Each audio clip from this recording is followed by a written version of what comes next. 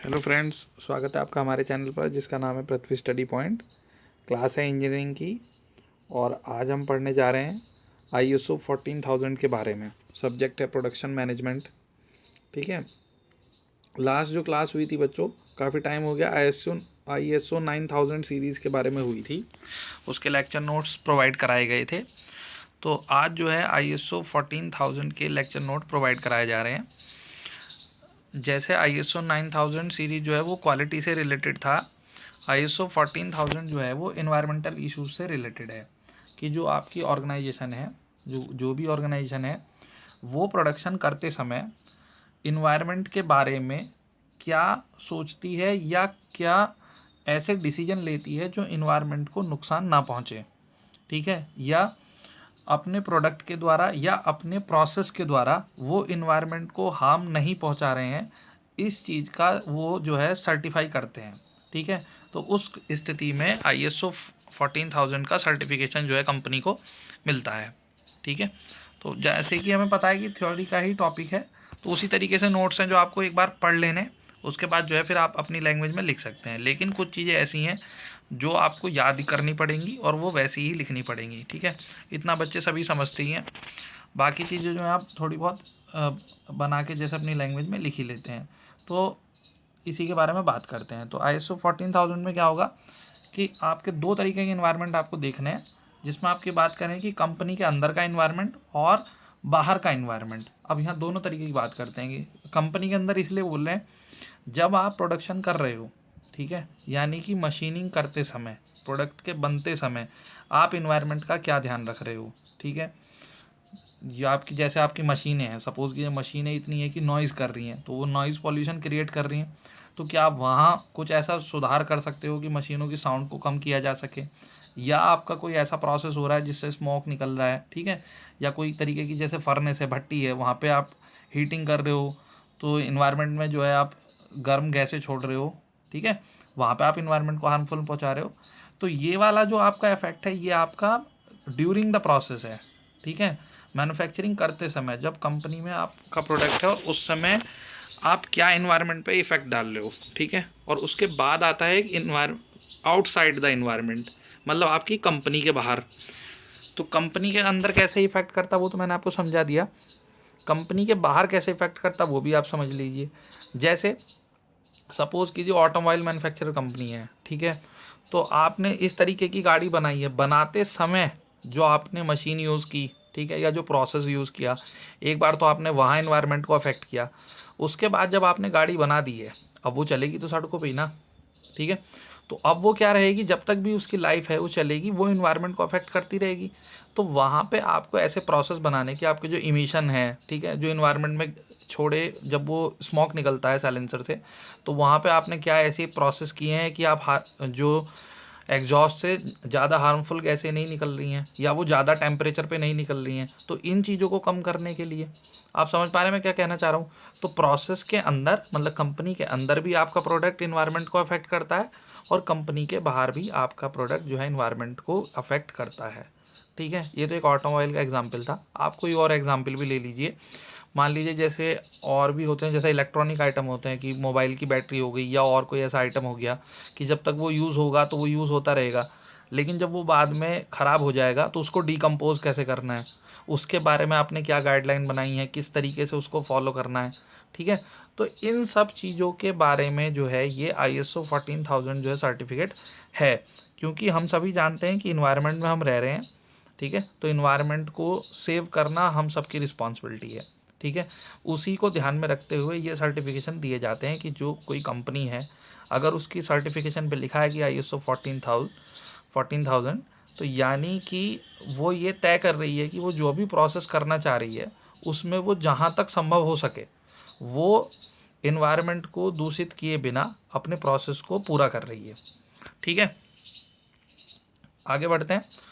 तो इसमें है कि the standard also call for analysis of the entire life cycle of A product. नहीं, मैं बता ही रहा था आपको, स्टार्टिंग से लेके और जब तक वो ख़त्म होगा, जब वो डिकम्पोज होगा।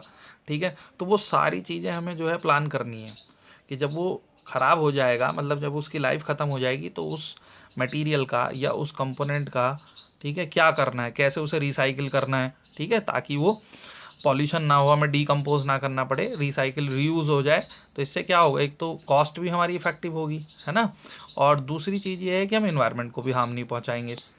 ठीक है, और फिर है कि these standard do not mandate a particular level of pollution और performance but focus on awareness of the process and procedure that can affect the environment. तो यहाँ भी कह रहे हैं कि ये जो स्टैंडर्ड होते हैं ये कंपलसरी नहीं कर रहे कि वो पॉल्यूशन को कम कर रहे होंगे, लेकिन एक हाँ एक अवेयरनेस बनाते हैं हमारे अंदर और एक कोशिश करते हैं कि हाँ हम ये जो है प्रोसेस कर रहे हैं वो इको फ्रेंडली कर रहे हैं।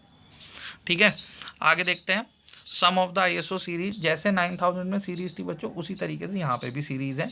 तो यहाँ पे ये थोड़ी प्रॉब्लम है कि ये पॉइंट्स जो है आपको वो याद करने पड़ेंगे कि ISO 14001 किससे रिलेटेड है, specification of environmental management system से। ठीक है, इनकी डिटेल में हमें नहीं जाना है क्योंकि जनरली जो पॉलिटेक्निक वाले बच्चे हैं तो वहाँ पे 5 नंबर का क्वेश्चन आएगा, और अगर कोई बीटेक में होगा तो उसके में 10 नंबर का क्वेश्चन आएगा। तो मैंने नोट्स में उतना लिखा है कि वो दोनों में ही काम करेगा, क्योंकि वहाँ पे जो है वो 10 मार्क्स में क्वेश्चन आते हैं तो उतने में लेंथ लिख देंगे, उनको मार्क्स मिल जाएंगे। ठीक है, बाकी अगर बीटेक वाले भी चाहते हैं तो वो भी इसको यूज़ कर सकते हैं।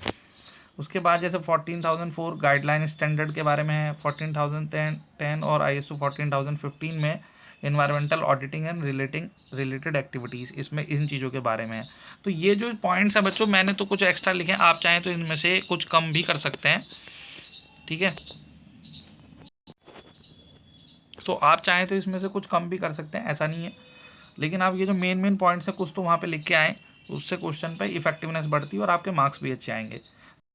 2020 से 14024 तक इन्वायरमेंटल लेबलिंग के बारे में, 14031 से 14032 तक इन्वायरमेंटल परफॉर्मेंस एजुकेशन के बारे में है, और 14040 से 14043 तक लाइफ साइकिल असेसमेंट, 14050 में टर्म्स एंड कंडीशन है, और 14064 में पार्ट्स 1 2 3 में ये ग्रीन हाउस गैसेस के बारे में है।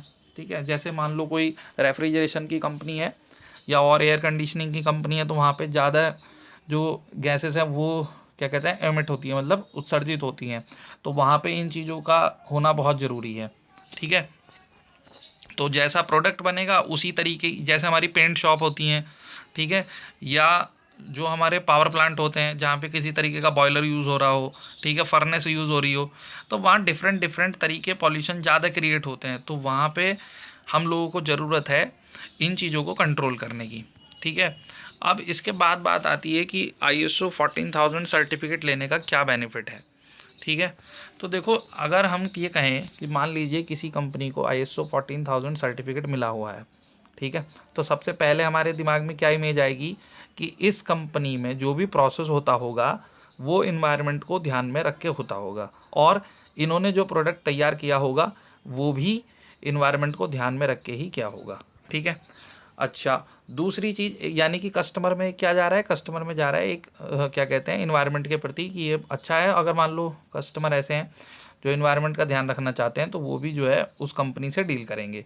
दूसरी चीज़, जब कोई कंपनी इन्वायरमेंट का ध्यान रख रही है तो आप ऐसा मत समझिए कि वो सिर्फ इन्वायरमेंट का ध्यान रख रही है, क्योंकि इन्वायरमेंट को ध्यान रखते समय हमें अपने प्रोसेस को स्ट्रॉन्ग बनाना होता है। तो जब हम अपने प्रोसेस को स्ट्रॉन्ग बनाएंगे तो वहाँ 2 फ़ायदे होंगे, एक तो हमारा रॉ मटेरियल की वेस्टेज कम होगी, ठीक है, दूसरी चीज़ जब अच्छी क्वालिटी का प्रोडक्ट आएगा तो वहाँ कस्टमर सेटिस्फेक्शन अच्छा बनेगा, तो दोनों ही केस में हमें प्रॉफिट हो रहा है। ठीक है, तो इस तरीके से जब हम इन्वायरमेंट को बचाने की कोशिश करते हैं तो कहीं ना कहीं हमारे प्रोडक्ट की क्वालिटी भी इम्प्रूव होती है और हमारे रॉ मटेरियल की वेस्टेज भी कम होती है। ठीक है, इसको आप एक एग्जांपल से समझ सकते हैं। सपोज़ कीजिए कि आप जो है कोई पीस बना रहे हैं, ठीक है, आप शुरू में ही अगर उसकी क्वालिटी को इम्प्रूव लेके चल रहे हैं, आपने क्वालिटी स्टैंडर्ड बहुत हाई है, ठीक है, तो आपके पीस में रिवर्क कम होंगे। ठीक है, आप रिवर्क समझ रहे हैं ना, कभी कभी दोबारा उस पर मशीन पर चलाना पड़ता है कि अगर कोई कमी आ गई तो दोबारा बनाओ। तो आप खुद समझिए अगर आप रिवर्क कम कर रहे हैं तो यानी कि आप मशीन को उस टाइम पे कम यूज़ कर रहे हैं, और अगर आप मान लीजिए एक पीस को बार बार रिवर्क कर रहे हैं तो आप वहाँ एक्स्ट्रा मशीन चला रहे हैं, एक्स्ट्रा बिजली खर्च हो रही है, प्लस जो भी वो साउंड कर रही होगी वो साउंड भी होगा, और जो एयर पॉल्यूशन होगा वो एयर पॉल्यूशन भी होगा। तो 3 तरीके के वेस्टेज हो रहे हैं। तो यानी कि अगर आप क्वालिटी को कंट्रोल करेंगे तो ऑटोमेटिकली इन्वायरमेंट पे अच्छा इम्पैक्ट पड़ेगा। ठीक है, और वो आपके प्रॉफिट को भी बढ़ाएगा। उसके बाद ये आप देख लीजिए, मैं अभी बता रहा था कि wider market of company goods and service में रिजल्ट फ्रॉम सर्टिफिकेशन। सर्टिफिकेट मिलने से जो है कस्टमर के दिमाग में एक अच्छी इमेज जाती है कि कंपनी जो है रूल्स और रेगुलेशन को फॉलो करते हुए अपने प्रोडक्ट को तैयार कर रही है, तो हमें इससे डील करना चाहिए। ये बात यहाँ पे लिखी हुई है, ठीक है, इन्वायरमेंट फ्रेंडली इमेज। उसके बाद जो मैंने आपको अभी वो प्रोसेस वाली बात बताई कि आपके एनर्जी कंजप्शन कम होगी, रॉ मटेरियल कम खर्च होंगे, ठीक है, तो वो कैसे होंगे, मैंने वो एक एग्जांपल से समझा दिया कि आप क्वालिटी पे ध्यान दो, तो आप क्वालिटी पे ध्यान दोगे तो वहाँ आप डेफिनेटली इन्वायरमेंट पे भी ध्यान दोगे, ठीक है। The process analysis that go along with ISO 14000 certification may result in streamline process and more efficient use of resources. और आप क्या करोगे के अंदर जो है कंपनी में रिसाइकलिंग का जो है वो ट्रेंड बढ़ेगा, ठीक है। अगर जैसे कुछ बच्चों ने पावर प्लांट में देखा हो या और भी कोई प्रोसेस देख सकते हो, पावर प्लांट में क्या होता है कि जब वो कोयले को जला के बिजली बनाते हैं, ठीक है, तो जो राख होती है, राख जो बच जाती है, उसको भी कहीं ना कहीं यूज़ करने की कोशिश करते हैं। मतलब कुछ भी वेस्ट न जाए सिस्टम में उस राख से, चाहे वो कहीं क्या कहते हैं जो ईंटें बनाई जाती हैं वो उस बनाने में भी यूज़ कर लेते हैं या कुछ और मटेरियल में। तो ये मैं एक एग्जांपल दे रहा हूँ। तो ये इन चीज़ों पे हमें ध्यान देना है कि आपकी कंपनी का जो वेस्टेज भी अगर कुछ हो रहा है तो उसको भी रीयूज़ करना है, ताकि आपको कुछ भी डिकम्पोज ना करना पड़े और आपके रॉ मटेरियल की कॉस्ट जो है वो थोड़ी रिड्यूस हो जाए, ठीक है। उम्मीद करता हूँ बच्चों थोड़ा टॉपिक समझ में आया होगा। इसमें आपको समझना ही थोड़ा मेन है कि आपको टॉपिक में लिखना क्या क्या है, ठीक है। थ्योरी का टॉपिक है, मैं बार बार बोल रहा हूँ। इससे पहले मैंने ISO 9000 समझा रखा है, उसमें भी यही चीज़ है। नोट्स प्रिपेयर आपको अलग अलग बुक से लिखना हुआ है, क्योंकि मैंने खुद ही तैयार किए हैं। डिफरेंट बुक से मैं देख के जो है इनको प्रिपेयर करता हूँ, ताकि ईजी लैंग्वेज में और बच्चे आराम से इसको याद करके लिख सकें, ठीक है। डिस्क्रिप्शन में ISO 9000 का लिंक है, जो बच्चे चाहें तो उस क्लास को देख सकते हैं। अगर ये वीडियो अच्छी लगी हो तो लाइक कर देना, और जिन्होंने चैनल को सब्सक्राइब नहीं किया वो चैनल को सब्सक्राइब कर लें, ताकि चैनल से जुड़ी सभी अपडेट उनको मिलते रहें। मिलेंगे नेक्स्ट क्लास में नए टॉपिक के साथ, तब तक पढ़ते रहिए, खुश रहिए।